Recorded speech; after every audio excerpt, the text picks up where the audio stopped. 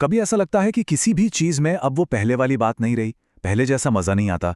अगर ऐसा कुछ भी मन में चल रहा है तो आप अकेले नहीं हैं। आज हम इसी की जड़ तक जाएंगे और समझेंगे कि अपने फोकस और असल खुशी को वापस कैसे पाया जा सकता है। तो चलिए शुरू करते हैं। ये सवाल कुछ जाना पहचाना लग रहा है ना? एक ऐसी फीलिंग कि जिन चीजों में कभी बहुत मजा आता था, अब वो सब बस फीकी सी लगती हैं। ये आजकल एक बहुत ही आम एहसास बन गया है और इसकी एक बहुत खास वजह है। देखिए, अगर इनमें से कोई भी बात अपनी सी लग रही है तो ये समझना जरूरी है कि ये एक आम प्रॉब्लम है। ऐसा लगता है जैसे फोकस हाथ से फिसलता जा रहा है। बड़े बड़े प्लान तो बनते हैं पर उन पर काम करने का मोटिवेशन ही नहीं आता, और धीरे धीरे कहीं ना कहीं खुद पर से भरोसा भी कम होने लगता है। इन सभी समस्याओं की जड़ पता है क्या है? सिर्फ एक चीज, डोपामीन ओवरडोज। हमारे दिमाग के अंदर एक केमिकल का जो बैलेंस है वो बिगड़ गया है। वही केमिकल जो हमारी खुशी और मोटिवेशन को कंट्रोल करता है। तो इस जाल को समझने के लिए हमें पहले दिमाग के रिवॉर्ड सिस्टम को समझना होगा। मतलब वो सिस्टम जो हमें बताता है कि किस काम से इनाम मिलेगा। और इस पूरे सिस्टम का जो मेन हीरो है वो है डोपामीन। आसान भाषा में समझें तो डोपामिन दिमाग का एक केमिकल मैसेंजर है। जब भी हमें किसी काम से खुशी मिलती है, चाहे वो कोई टेस्टी खाना खाने से हो या सोशल मीडिया पर एक लाइक मिलने से, ये डोपामिन रिलीज होता है और हमारा दिमाग इस अच्छी फीलिंग को याद कर लेता है और हमें उस काम को बार बार करने के लिए उकसाता है। लेकिन मजे की बात यह है कि हर डोपामीन एक जैसा नहीं होता। हम इसे दो तरह से देख सकते हैं। एक होता है प्रीमियम डोपामीन, जो हमें मेहनत और सब्र वाले कामों से मिलता है, जैसे कोई प्रोजेक्ट पूरा करना या कोई नई स्किल सीखना। इससे जो सैटिस्फैक्शन मिलता है ना, वो गहरा होता है और लंबे समय तक रहता है। और दूसरा है सस्ता डोपामीन। ये हमें तुरंत मिलता है बिना किसी मेहनत के, जैसे सोशल मीडिया पर घंटों स्क्रॉल करने से या जंक फूड खाने से। और असल प्रॉब्लम यहीं से शुरू होती है।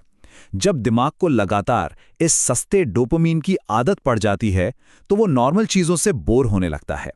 नतीजा, जो काम सच में जरूरी और फायदेमंद हैं, जैसे पढ़ाई करना या अपने काम पर फोकस करना, वो बहुत ही ज्यादा बोरिंग और मुश्किल लगने लगते हैं, क्योंकि उनसे दिमाग को तुरंत किक नहीं मिलती। और इसका असर कितना गहरा है वो जरा इस आंकड़े से समझिए। एक स्टडी के मुताबिक हमारा एवरेज अटेंशन स्पैन, मतलब किसी एक चीज पर ध्यान देने का समय, घटकर सिर्फ 8 सेकंड रह गया है। पता है कितना? एक गोल्डफिश से भी कम। अब समझ में आया कि क्यों किसी एक चीज पर टिकना इतना मुश्किल हो गया है। लेकिन अच्छी खबर यह है कि हम इस जाल से बाहर निकल सकते हैं। तो चलिए अब प्रॉब्लम से सॉल्यूशन की तरफ बढ़ते हैं और दिमाग को रीसेट करने के लिए इस 5 स्टेप प्लान को समझते हैं। तो ये है हमारा पूरा 5 स्टेप का फ्रेमवर्क। सबसे पहले अपने ट्रिगर्स को पहचानना, फिर उनकी जगह अच्छी आदतें डालना, बुरी आदतों को मुश्किल बनाना, छोटी छोटी शुरुआत करना और आखिर में इसे अपनी लाइफ का एक परमानेंट हिस्सा बना लेना। पहला कदम है खुद को जानना।